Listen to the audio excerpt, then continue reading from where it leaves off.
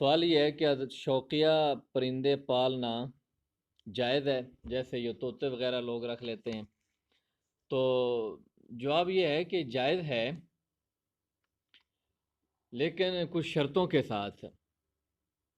مثال کے طور پر ان پرندوں کو آپس میں لڑایا بھڑایا نہ جائے، اور ان کے پر نہ کاٹے جائیں، جس طرح بعض ظالم لوگ کاٹ دیتے ہیں کہ یہ اڑ نہ سکیں، بھاگ نہ جائیں، تو یہ جائز نہیں ہے۔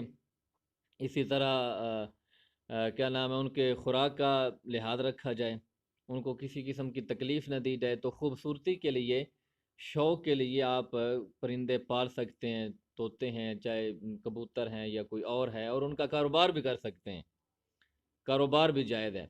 حدیث کے اندر آتا ہے کہ حضرت انس رضی اللہ تعالی عنہ کے ایک چھوٹے بھائی ہیں، ابو عمیر ان کا نام تھا، انہوں نے ایک پرندہ پالا ہوا تھا، نغیر اس کا نام تھا، پرندے کا نغیر۔ یہ چڑیا سے جسامت میں تھوڑا سا چھوٹا ہوتا ہے، اور سرخ چونچ والا ہوتا ہے۔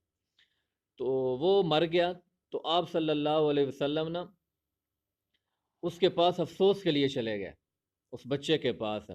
تو آپ صلی اللہ علیہ وسلم نے عذرائے مذاق اس بچے سے کہا، یا ابا عمیر ما فعل النغیر، او ابا عمیر تیرے نغیر کا کیا بنا، یعنی تیرے اس چڑیا، اس بچے کا کیا بنا، پرندے کا۔